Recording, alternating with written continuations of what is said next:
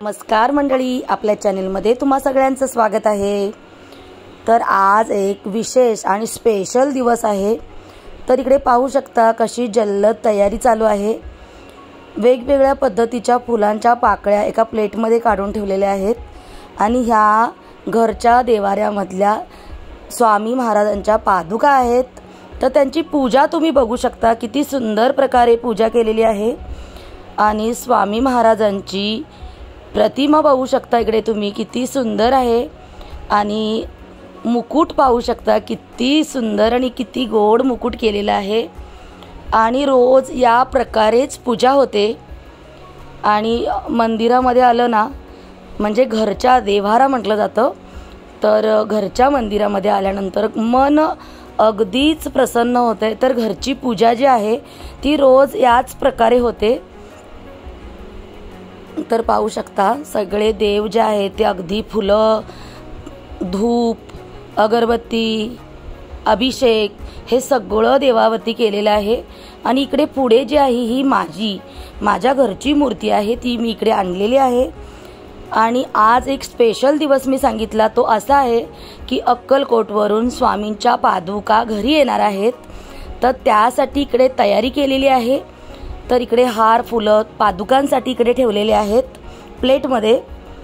आणि ही माझी मुलगी आहे आणि ही छोटी कन्या आहे, ती माझी नात आहे।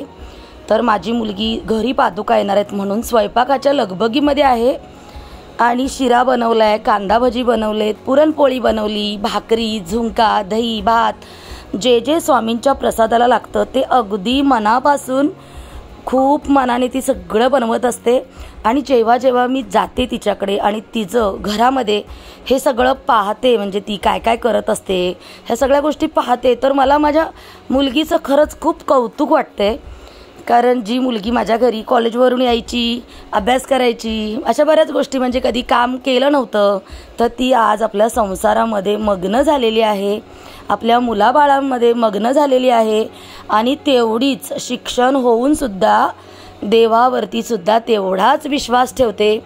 कारण लहानपणापासून ती बघत आलेली आहे की तिची आई, तिचे वडील घरी स्वामींची पूजा कशी करतात। तर हा झुणका बनवलेला आहे, पुरणपोळ्या बनवलेल्या आहेत, कांदा भजी बनवलेली आहे, शिरा बनवलेला आहे, असे बरेच प्रकार बनवलेत, ते तुम्हाला मी दाखवेनच पुढे। तर इकडे फुलांची सुंदर अशी रांगोळी काढलेली आहे, पाहू शकता। जशी आपल्या दारात जागा असते ना त्या पद्धतीने मॅनेज होतं। आणि हे आमचे जावई बापू आहेत, हे सुद्धा स्वामींसाठी जे जे काय लागतंय तर ते त्या लगबगीमध्ये आहेत।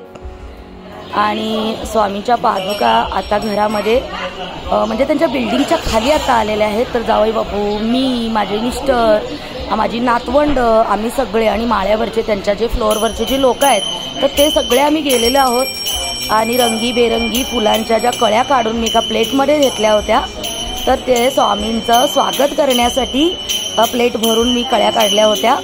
आणि स्वामींच्या अंगावरती फुलांचा वर्षाव करून आम्ही स्वामींना इकडे घेतलेला आहे। तर माझ्या मुलगीने इकडे भाताचा मुटका, दही भाताचा मुटका, आरती वगैरे करून ओवाळून स्वामींच्या पादुकांना आतमध्ये घेतलेला आहे। तर खूप सुंदर वाटते खरंच, डोळे भरण्यासारखं, डोळ्यात मावणार नाही असे क्षण आहे ते।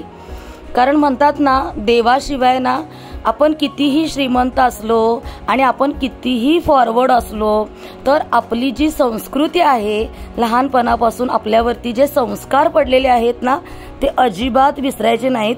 तर तसेच माझे जावई बापू सुद्धा आहेत, ते सुद्धा फार संस्कारी आहेत आणि तशी सेम माझी मुलगी सुद्धा संस्कारी आहे। आणि दोघं ना एकमेकांना खूप मॅच होतात, म्हणजे दोघं खूप प्रामाणिकपणे सगळं करत असतात।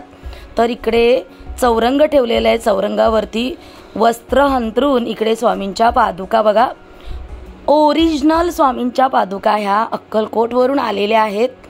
तर बघा एकदम खरंच मी शब्दात सुद्धा सांगू शकत नाही।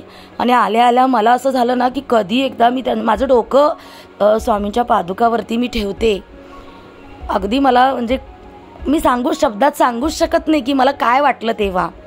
आणि मी पाहतच होते, जोपर्यंत पादुका तिथे होत्या ना तोपर्यंत मी पाहतच होते की त्या कशा आहेत।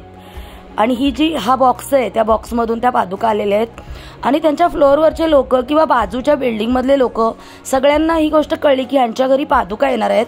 तर जसं जसं लोकांना समजेल ना तसं तसं लोक आपल्याकडे घरी येत होते स्वामींचं दर्शन घेण्यासाठी. साक्षात स्वामीच आलेले आहेत आणि प्रत्येक जण स्वामींचं दर्शन घेतोय. आणि माझ्या मुलगीवरती जे लहानपणापासून झालेले संस्कार आहेत आणि माझ्या जावयांवरून सुद्धा जे लहानपणापासून संस्कार झालेले आहेत ते ह्यांच्या पूजेतून ते जे मनापासून सगळं करतात त्याच्यातून ते सगळं दिसतंय. म्हणजे की ते खरंच मनापासून सगळं करतात. म्हणजे अजिबात दोघेही ना पूजेमध्ये कुठेही कमी पडत नाहीत किंवा ते संसारामध्ये आतापर्यंत कुठेही कमी पडलेले नाहीत. तर इकडे मोरे साहेबांनी सुद्धा स्वामींच्या पादुकांचं दर्शन घेतलं आणि बाकीचे इकडचे लोक जे आहेत ते सुद्धा दर्शन घेत आहेत. आणि दोघं छान जावई बापूंनी आमच्या शेरवानी घातला आणि मुलगीने पण मस्त साडी घातली. तर बघा साडी घालणं ही आपली मराठी संस्कृती आहे. नेहमी तिच्या अंगावरती साडी म्हणजे सणवार घरामध्ये पाहुणे वगैरे येणार असतील तर तिच्या अंगावरती तुम्हाला नेहमी साडी दिसणार, कपाळाला टिकली दिसणारच, हातामध्ये बांगड्या दिसणारच, मंगळसूत्र हे असणारच. कधीही तिने फॅशन म्हणून मंगळसूत्र काढलं नाही किंवा हातामधल्या बांगड्या काढलेल्या नाहीत. असे छोट्या छोट्या गोष्टी ज्या आहेत ना त्या आपण नोटीस करायच्या. आता हे तिला काही मी सांगितलेलं नाही आहे पण हे सगळं रक्तातले गुण असतात. आणि दोघेजण इकडे पूजेला बसलेले आहेत. आणि खरंच म्हणजे मी सुद्धा माझ्या मुलाचं जेव्हा लग्न होईल तर तेव्हा मला सुद्धा अशी संस्कारीच मुलगी पाहिजे. म्हणजे मला असं वाटतं, आता मला माहिती नाही आहे कसं भेटणार काय भेटणार हे मला नाही माहिती, पण देवाला झुकणारच आपलं हे असावं ना. कारण देवाशिवाय काही नाही आहे. आपले कितीही विचार उच्च विचार असले किंवा आपण कितीही फॉरवर्ड असेल तर देवाशिवाय काय नाही आहे. ह्या देवामुळेच आपण जन्माला आलो, कुठल्या घरात आलो, काय आलो हे सगळं आपल्या कर्मावर डिपेंड असते. आपण जे करतो आपल्या नशिबात जे आहे ते आपल्या कर्मावर डिपेंड असते. आणि आपण जे करतोय ते खरंच खूप सुंदर आहे. तर स्वामींच्या पादुका घेऊन जे आलेले जे पुजारी आहेत, आता मी त्यांना पुजारीच म्हणते, तर ते जे जे सांगतात ना त्या त्या पद्धतीने हे दोघं पूजा करत आहेत.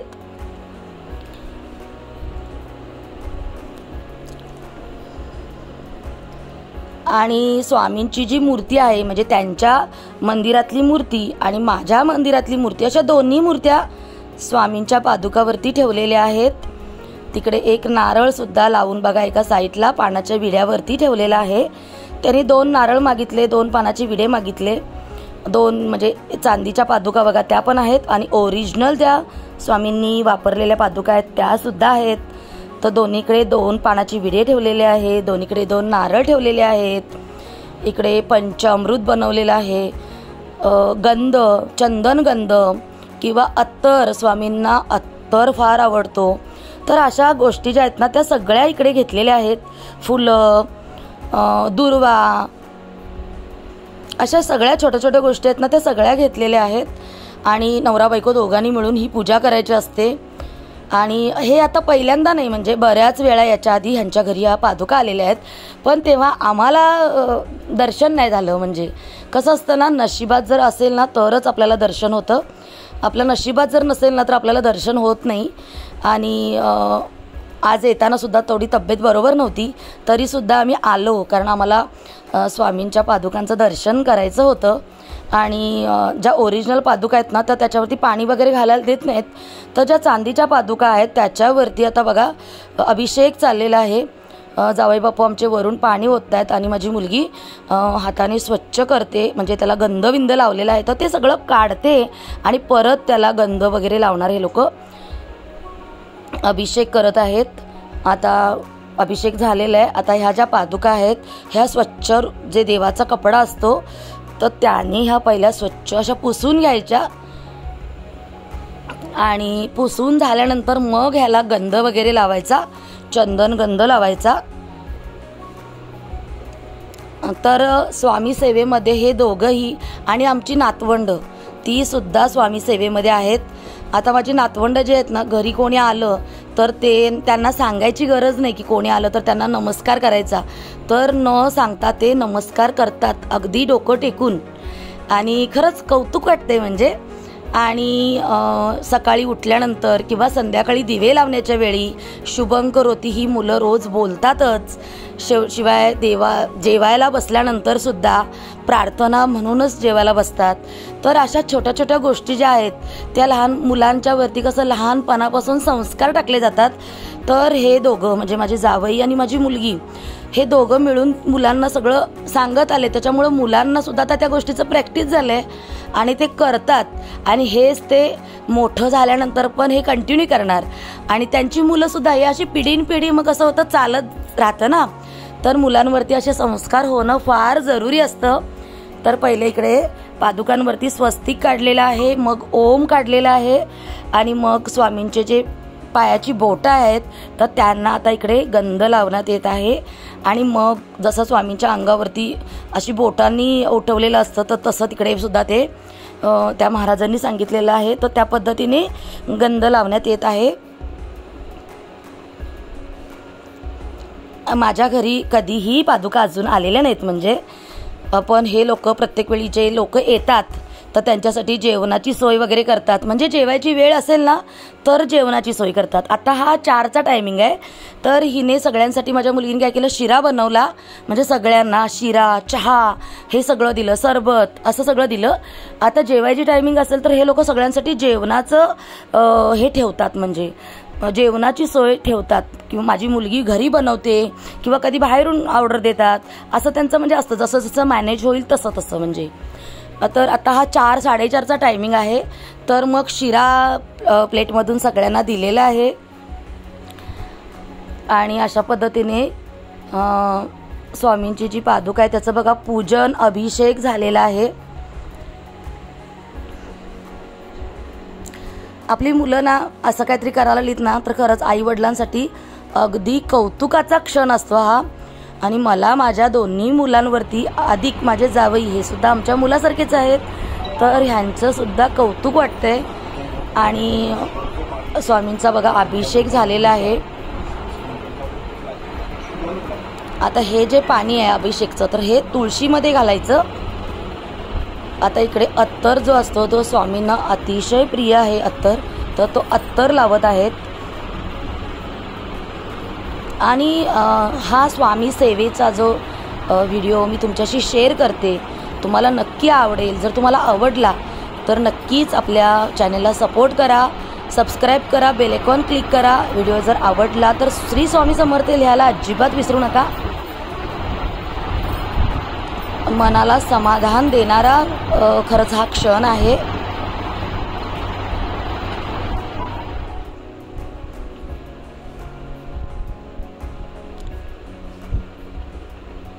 तर इकडे आता फुलं वाहत आहेत. चाफ्याची फुलं आणलेली आहेत, शिवाय पिवळे गोंडे आणलेले आहेत जे स्वामींना खरंच आवडतात ते. आणि ते आणलेले आहेत तर ते आता पादुकांवरती फुलं वाहत आहेत.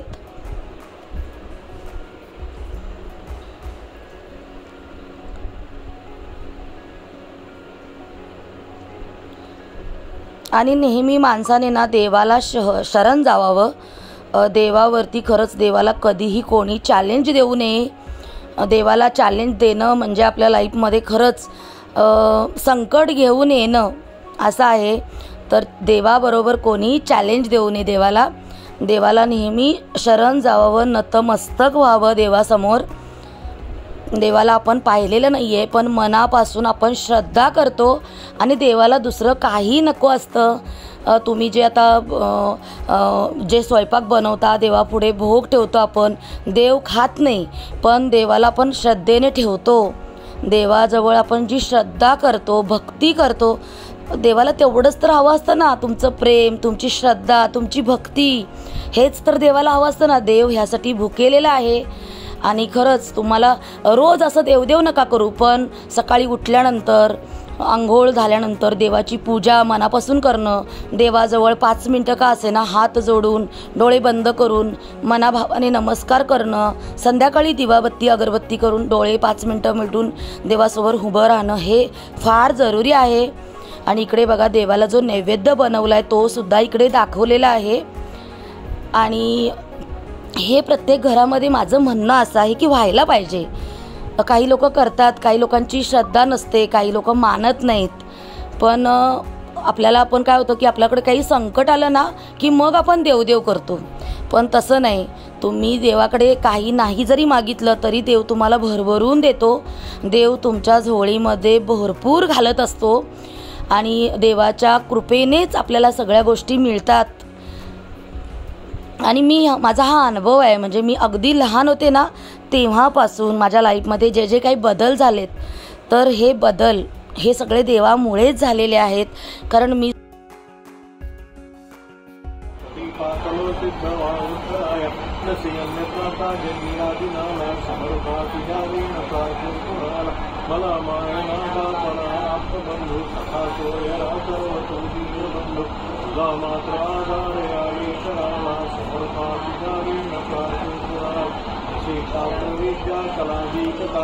जसे ज्ञान वैराग्य ते सर्व काय जैले करूही अहंता मनाला स्पर्धा पिगावी नकारतो कुणाला प्रपंचे पुराबद्ध मानोदया सुखा तुम्ही स्मृती नामनाला नेती असे या चराचरपदा समर्था पिगावी नकारतो कुणाला मनाचा तुझादिकी नागवीले समर्था तुला बागवील नको दूर होतो तुझ्या सेवकाला समर्था पिगावी नकारतो कुणाला कधी मोर सेवा रे मना प्रचंड निबळ पाठीशी नित्य आहे रे मला अतर्क्यावधूत हे स्मरण गाणी अशक्य शक्य करतील गेले तिथे सरे भक्त प्रारंभ करणी परलोकीन भिजिताय गाजुतो सुभय परुदे दलयो शक्ती परुदे यदि जन्म मृत्यू असे कळण्याचा नको रामरूपे माता करावोई दाता श्रद्धे सहित कसराहो पिगाणी स्वामी भक्त किती लाविला जनिता नको लग्न स्वामी देती साथ विभूती नमन नाम ध्यानाद केला स्वामी पिला पंच प्राणामृता सोडी पदांगिया स्वामी ज्ञाते श्री स्वामी समर्थ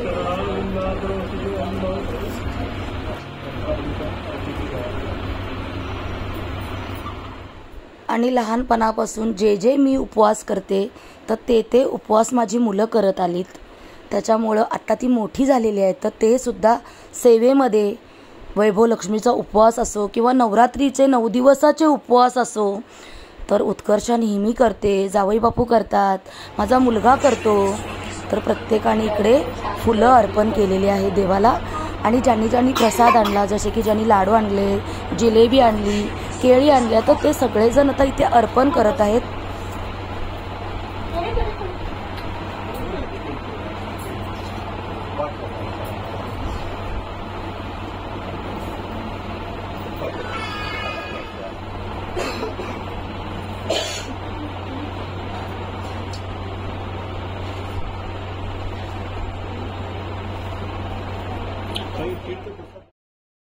तर इकडे मंत्रित केलेलं पंचामृत आहे तर ते पंचामृत आता मी इकडे सगळ्यांना देत आहे. शिवाय जो चंदनगंध आहे तो सुद्धा इकडे लावत आहेत.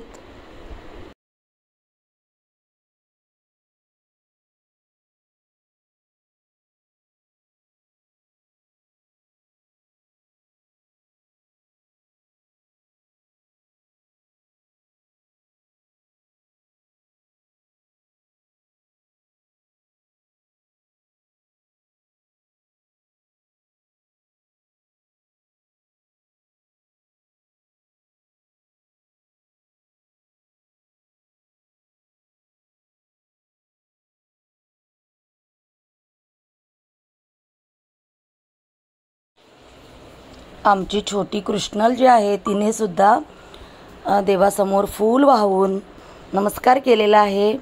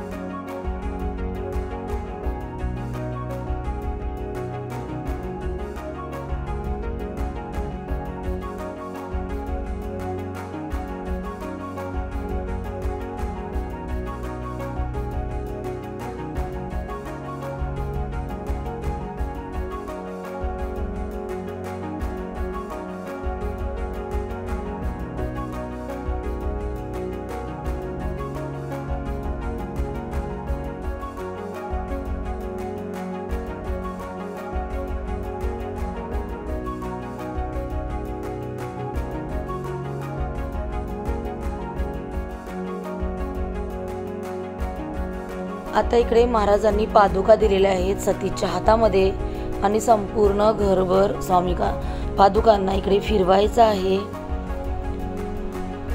तर संपूर्ण घरभर स्वामींच्या पादुका फिरवत आहे. घराच्या कानाकोपऱ्यामध्ये स्वामींचा आशीर्वाद जो आहे ते सगळं गेलं पाहिजे, त्यासाठी संपूर्ण घरामध्ये स्वामींच्या पादुका फिरवत आहे.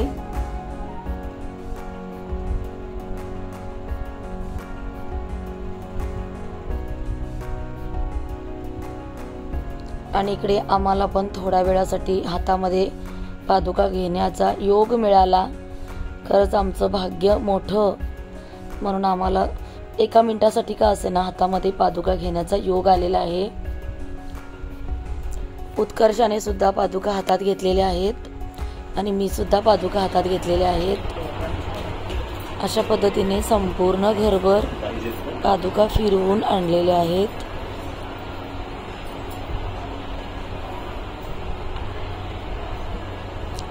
आणि ज्याला कोणाला आपल्या घरी पादुकांना बोलवायचं आहे तर त्यांचा कॉन्टॅक्ट नंबर सुद्धा मी डिस्क्रिप्शनमध्ये देते. तुम्हाला जर कोणाला अक्कलकोट स्वामी समर्थ महाराजांच्या पादुका जर घरी तुम्हाला बोलवायचे असतील तर कॉन्टॅक्ट नंबर तुम्ही डिस्क्रिप्शनमध्ये येतो, तुम्ही चेक करा आणि कॉन्टॅक्ट करून तुम्ही तुमच्या घरी बोलवू शकता. तर भरलं फळ जे आहे ते स्वामी महाराजांनी त्यांच्या हातात दिलेलं आहे आणि त्यांना जे दक्षिणा द्यायची आहे ते त्यांनी तिथे दिलेली आहे.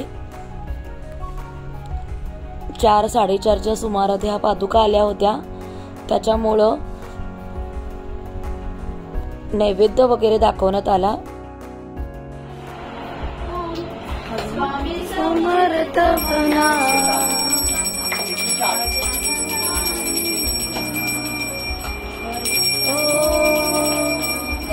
स्वामी समर्थ म्हणा,